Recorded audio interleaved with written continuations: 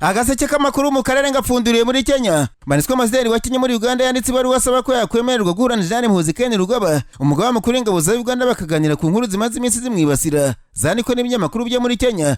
Mu cyumweru gishize JATT Muhoozi yikomye ibinyamakuru bya Kenya cyane cyane cyitwa The Standard cyamwibasiye.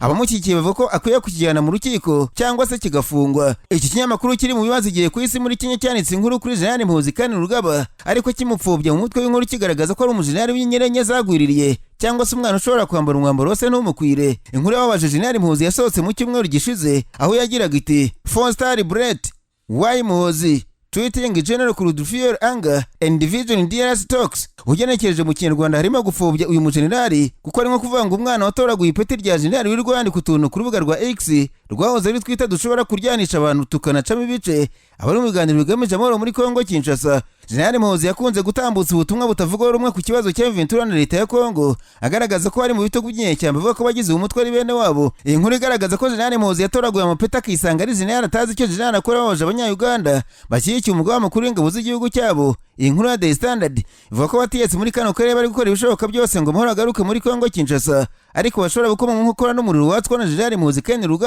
ikinyamakuru kivuga ko atazi ko ari jenerali ukuriye ingabo.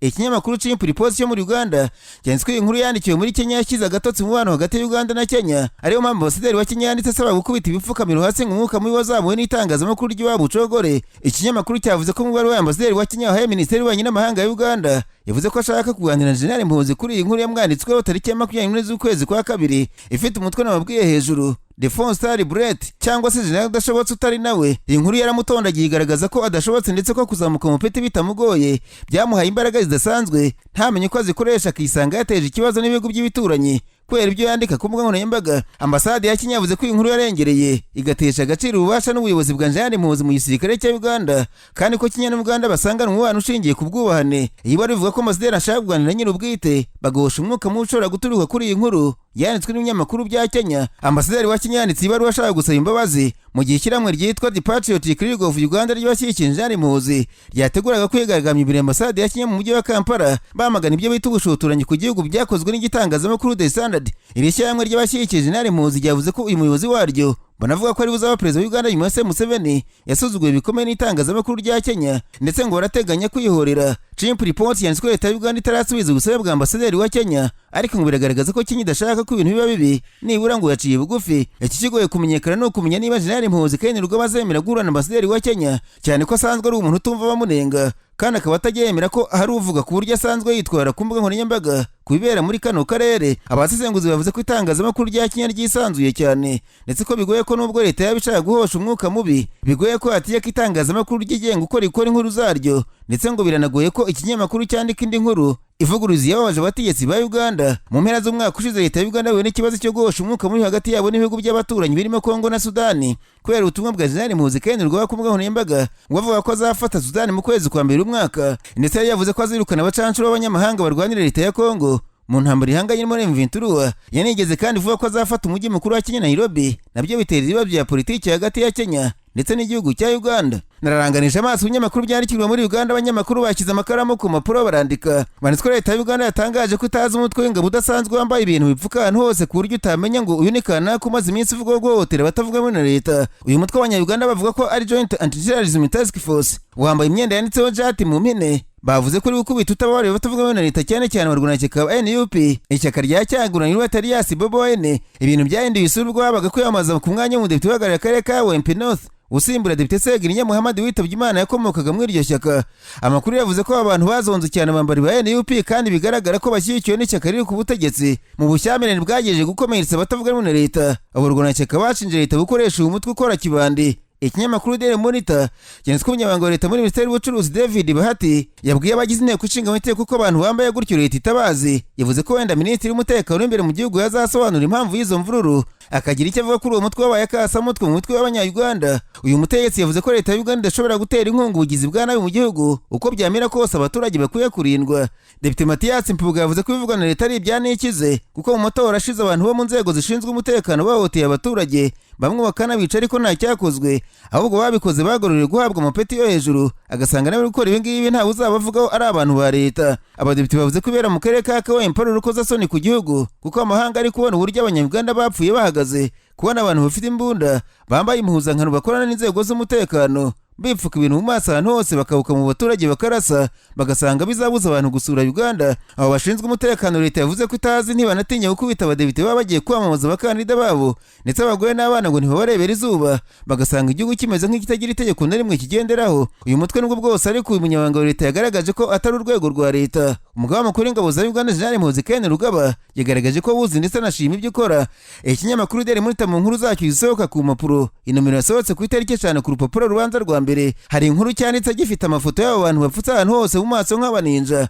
Umutwe w'inkuru wibazaga ngo who are they, ngenekeje mu kinyarwanda ni nko kubaza ngo ni bande, ni bantu ki. Ku rubuga X rwa General Muhoozi yaturiye inkuru mu buryo buninura nawe atangira yibaza ngo who are they mu kinyarwanda wenda ngo ni bande, asobanura bari bo ati they are Ugandan security and they are doing a great job. Ugenekeje mu kinyarwanda ati n'abanya-Uganda bashinzwe umutekano kandi bari bimo neza cyane. Iki gisubizo cyakiriwe neza n'abafana be ku rubuga rwa X bavuze ko ari ibive hejuru byaziye igihe ngo bishyire ku murongo bahurigaho mu ishyaka NUP bahora bashaka guteza umutekano muke mu gihugu bitwikiriye demokarasi. Gusa imvururu zagaragaye mu karere ka Kawempe zatumye abanya-Uganda basesengura bavuga ko ariyo shusho izaranga amatora y'umwaka utaha ndetse banenga ko igihugu kiri gukoresha imbaraga z'umurengera mu kibazo kidahari. Muri Uganda urukiko rukuru ariko kandi rwategetse ubuyobozi bw'umujyi wa Kampala gutangiza gahunda yo guhindura amazina y'imihanda imwe n'imwe yo muri uwo mujyi yitiriwe abakoloni b'Abongereza bakolonije icyo gihugu. Uwo mwanzuro w'urukiko watanzwe nyuma y'uko umwe mu baharanira uburenganzira bwa muntu muri Uganda John Sempebwa mu mwaka ushize yandikiye urukiko agaragaza ko mu gihe iyo mihanda yakomeza kwitirirwa abayobozi ba kera bo mu bihe by'ubukoloni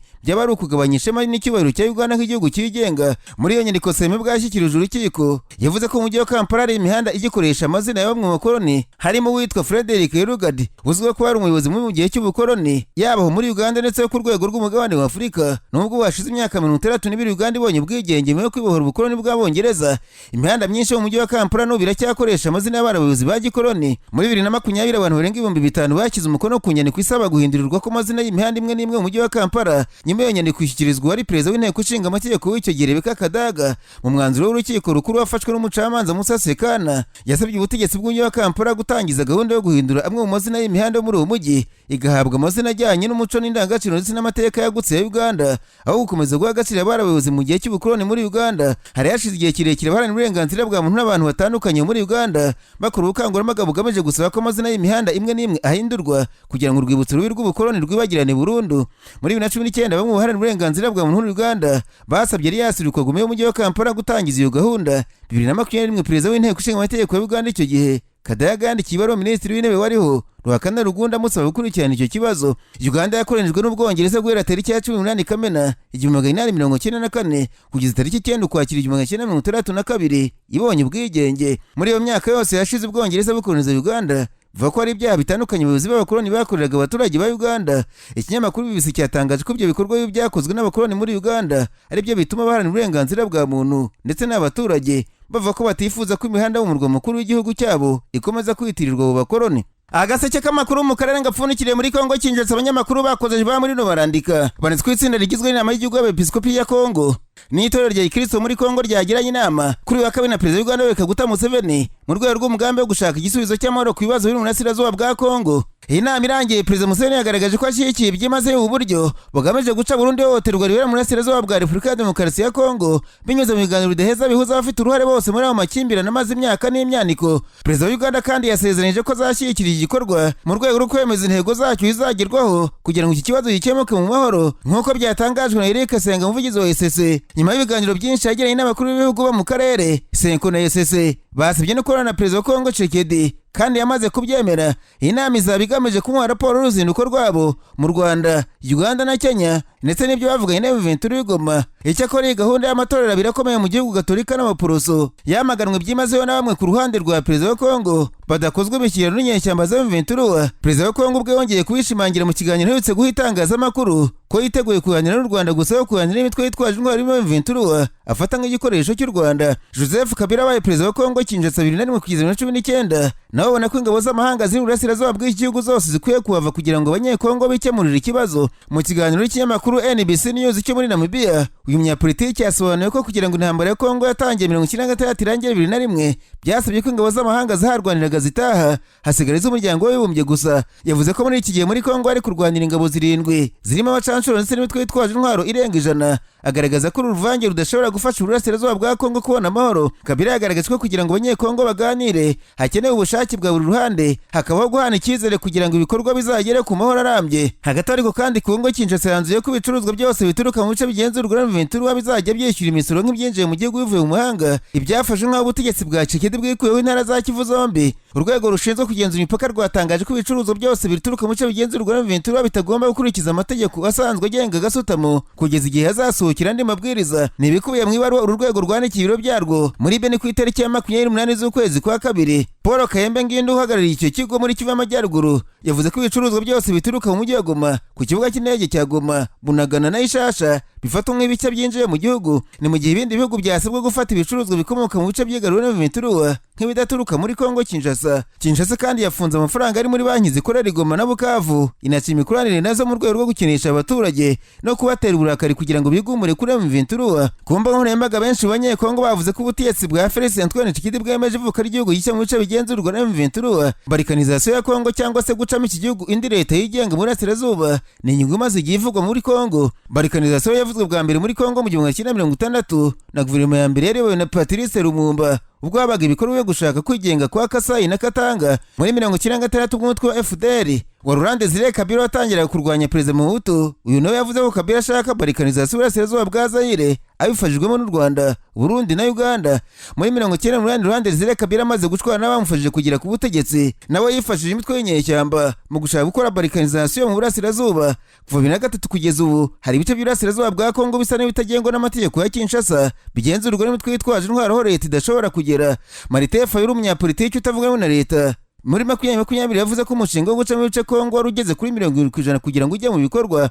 Ibyavuzwe n'uyu mugabo utajya imbizi na Tshisekedi bisa n'ibiri gushyirwa mu bikorwa na Kinshasa iyo mu bice bigenzurwa na M23. Hari abavuze ko M23 igomba kwigarurira ibindi bice no gutangaza ubwigenge kugira ngo Burasirazuba bwa Kongo bw'igihugu kandi abaturage bihakanwe na Kinshasa bagira uburenganzira.